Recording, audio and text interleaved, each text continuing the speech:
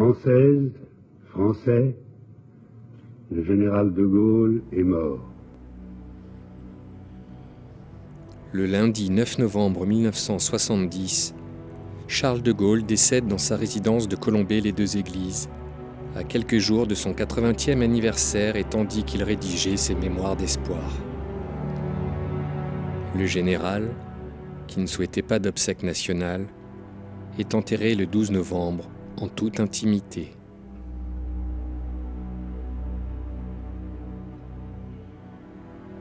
De quelle façon les Françaises et les Français sont-ils touchés par la disparition d'un homme qu'ils avaient décidé d'éloigner du pouvoir plus d'un an plus tôt, lui signifiant leur lassitude ?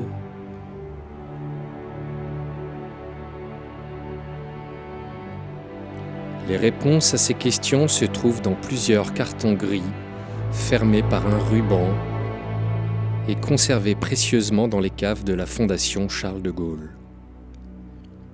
Imprégnés d'une vieille odeur de papier, des milliers de lettres de condoléances, de cartes illustrées, de poèmes, de dessins d'enfants, tous adressés à Yvonne de Gaulle, restée seule à Colombey-les-Deux-Églises, reposent là et témoignent à jamais.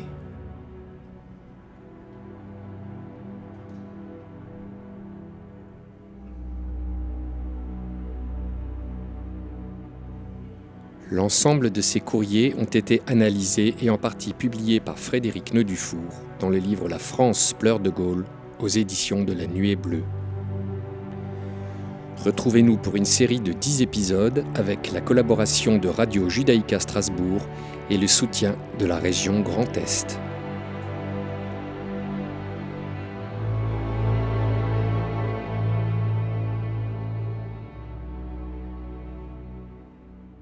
À la lecture des milliers de lettres de condoléances reçues par Yvonne de Gaulle, nous avons choisi pour cette dernière émission de sélectionner de courtes formules résumant à elles seules l'émotion ressentie à la mort du général. Mon mari a l'honneur d'être de la Légion des morts qui entoure le général de Gaulle de son admiration dans l'éternité. Je regrette de ne pas trouver les mots à l'échelle de l'homme exceptionnel que nous pleurons ce jour. Le vocabulaire français n'est pas à son échelle. Nous le pleurons tous aujourd'hui. En fait, nous pleurons nos 20 ans. Sa voix m'est restée dans l'oreille depuis ses premières paroles en 1940. La France a eu un général de Gaulle. Elle n'en aura pas un deuxième. Votre illustre époux représentera à jamais cette certaine idée de notre patrie qu'il incarnait si bien. Les jeunes de ma génération réaliseront combien nous lui devons et lui seront reconnaissants à jamais. En ce grand deuil qui vous frappe, qui nous frappe tous, je vous prie d'agréer les sincères condoléances d'une famille de 6 enfants, reconnaissante à celui qui par 3 fois sauva la France et qui sut donner l'exemple pour agir et se conduire en français. N'ayant pu me rendre avenue de Breteuil, ce n'est que par la pensée et la prière que je pourrai prendre part à votre grande peine, à celle des vôtres, et à celle aussi que ressentent tous les Français dignes de ce nom quand ils auront appris la douloureuse nouvelle. Croyez bien, madame, que celui qui fut votre époux et qui a tant fait pour la France ne sera pas oublié de tous les gens qui ont du cœur, et il y en a quand même beaucoup, Dieu merci. Votre mari avait changé en heure d'espérance des heures bien sombres. Et depuis son appel à la BBC, il n'a cessé de travailler pour la France, lui donnant tout son temps, toutes ses forces. Et cela, vous le savez mieux que moi, et nous lui devons tous. En ce jour de deuil national et mondial, chacun s'est efforcé de manifester son émotion en rendant un dernier hommage au général. J'ai prié seulement pour que sa mémoire et son exemple demeurent comme un levain dans les cœurs de tous ces gens de France qui le pleurent aujourd'hui. Dieu vous a repris le compagnon de toute votre vie. Vous le pleurez, le peuple entier le pleure, car il faisait malgré tout l'admiration de tous.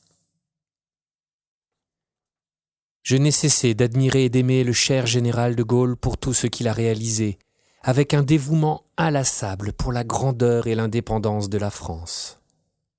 C'est le général qui nous a redonné la fierté d'être français. Il a consacré sa vie entière au service de notre pays, faisant l'admiration du monde entier. Il nous laisse un héritage important. Nous suivrons sa trace pour être dignes de notre grand chef. Ni le temps, ni la vie ne feront oublier la douleur cruelle que nous ressentons tous aujourd'hui et que je partage humblement avec vous. Car ce grand homme de France, par ses hautes qualités morales, son intégrité, sa droiture, mais aussi sa simplicité, restera pour toujours l'image de notre honneur et de notre espoir. En hommage à ce grand Français dont vous avez l'honneur de porter le nom, je fais mienne la déclaration de Sa Majesté impériale, le Shah d'Iran. Il a été le chevalier sans peur et sans reproche. Et moi j'ajoute, il a été un preux.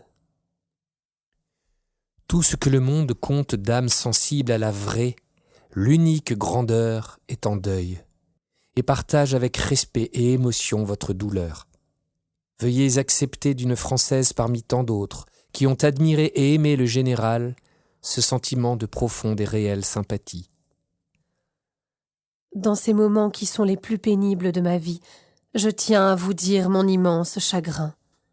Depuis 1940 et pour toujours, ma fidélité. Contemporaine du général, j'ai reçu de lui la meilleure leçon de patriotisme et de courage. Je l'ai toujours admiré et aimé. Aujourd'hui, comme toute la France, je me sens orpheline et abandonnée. Avec vous, madame, je souffre et je prie. Une famille française partage votre chagrin et rend un dernier hommage à celui qui sut être son chef. Votre chagrin est aussi le nôtre, c'est celui de toute la nation. Merci, mon général, notre reconnaissance éternelle. Malgré qu'il n'était plus au pouvoir, je me sentais en sécurité, car je savais qu'il veillait sur la France qu'il aimait, et voilà que tout est fini. Je n'ai plus qu'un espoir, que du haut du ciel, il protège la France, et surtout qu'il vous protège. Comprendrez que je souffre de cette disparition. Je suis Lorraine. Mon général, non, ce n'est pas fini. Tant que nous serons là pour vous aimer et vous servir, notre fidélité va au-delà du tombeau. Notre pensée, notre reconnaissance, notre fidèle souvenir, notre peine. Avec l'assurance de notre indéfectible fidélité à la mémoire du général de Gaulle, nos condoléances profondément attristées. Je lui ai toujours répondu oui. Depuis la mort de votre mari, mon cœur reste très lourd. Le général de Gaulle était pour moi un deuxième Dieu. Sa vie n'a été que beauté. Le général de Gaulle était un surhomme, et il a fait la France belle comme elle est maintenant. Il est dans l'histoire pour toujours. Jamais depuis la mort de mon père, je n'ai connu un tel sentiment de solitude. Lui vivant, j'avais l'impression que si quelque chose de grave arriverait en France, il serait encore là. Et maintenant, puisse la pensée de sa vie exemplaire nous guider. Il a tant fait pour nous. Jamais je n'oublierai ce que nous lui devons, et toute ma vie je prierai pour qu'il continue de nous protéger. Ne pouvant croire en la disparition de la personne que nous avions de plus chère au monde, je suis et resterai gaulliste toute ma vie. Nous pleurons le pur, l'honnête et grand Français qui fut notre espoir pendant les jours sombres et nous redonna l'honneur et notre fierté nationale. Sa mort nous laisse un grand vide, et nous avons perdu en lui un père et le plus illustre des Français. Le général nous portait à tous une profonde affection, celle d'un père, et nous le considérions comme tel. J'avais une vénération profonde pour le général de Gaulle. Sa mort a été un coup terrible pour moi. Je l'ai pleuré, et je pleure encore en parlant de lui. Nous étions du même âge. 10 mois nous séparaient seulement. Il a replacé la France au rang des grandes puissances. Aussi, notre reconnaissance est immense. Il ne mourra pas dans nos cœurs et restera pour nous tous un guide et un modèle. Il vivra toujours dans nos cœurs. Celui qui a été la France. Le plus grand d'entre nous vient de nous quitter. Ne pouvant trouver les mots, nos condoléances les plus sincères. Votre deuil est aussi celui de tous les Français. C'est pour chacun de nous une perte irréparable. Voulez-vous, madame, accepter cette humble lettre ? Elle est l'expression de ma tristesse et des sentiments de mon cœur. Madame, dans votre douleur, pensez à la consolation qu'il n'a pas souffert longtemps. Il ne méritait pas de souffrir, et croyez, madame, qu'il restera toujours vivant pour tous les Français. Nous n'oublierons jamais juin 1940, et en 1958, lorsque la France était en danger, la lourde tâche qu'il a réussi à vaincre. Même ses ennemis, car hélas, on ne peut plaire à tout le monde, lui témoignent un grand respect. Ce n'est pas une intellectuelle, mais une simple employée de bureau dévouée à la mémoire de votre cher disparu. Nous avons une grande admiration pour vous qui étiez toujours très digne et si sympathique dans les cérémonies officielles avec notre général. Vendredi, j'ai parlé à mes élèves sourdes du général, de l'appel du 18 juin, essayant de mettre à leur portée toute une vie exceptionnelle. Mes élèves et moi avons parlé de votre grande souffrance. Elles savent que la mort vous avait ravi votre fille. Toutes emmurées qu'elles sont, elles ont du cœur et savent le témoigner. En conclusion de ce que je leur avais dit, elles ont ajouté « Pompidou, pas bien, vie chère ». À la mémoire de celui qui fut mon chef durant la dernière guerre. Je ne sais pas faire de phrases, mais je veux seulement vous dire que de tout cœur, je m'unis à votre si grande peine. Je suis une amie de votre petite coiffeuse de Paris, Fernande. C'est un Français moyen qui vient vous présenter ses humbles mais sincères condoléances. Participant aux forces françaises de l'intérieur, je n'ai cessé, un seul jour depuis la guerre, d'être fidèle au général. Je ne suis qu'un homme du peuple, un simple infirmier. Son souvenir et le respect que je lui porte ne s'éteindront qu'avec moi.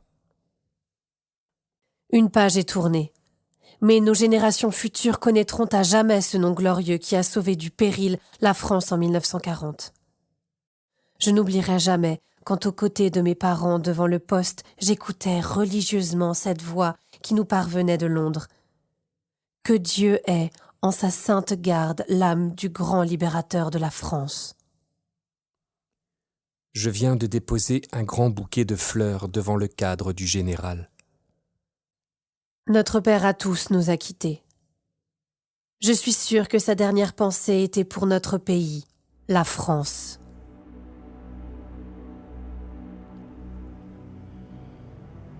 Vous venez d'écouter La France pleure de Gaulle. Une série radiophonique de 10 épisodes, inspirée des lettres de condoléances reçues par Yvonne de Gaulle à la mort du général en novembre 1970. Une série d'émissions enregistrées dans les studios de Radio Judaïka Strasbourg et réalisée grâce au soutien de la région Grand Est. Nous tenons à remercier Frédéric Nau-Dufour et les éditions de La Nuée Bleue, la Fondation de Gaulle ainsi que Sibylle Zach-Tréguer. À la technique, Lucas Bringou, Christopher Vac et Michael Lefebvre, avec les voix de Morgane Georges et Lionel Courteau.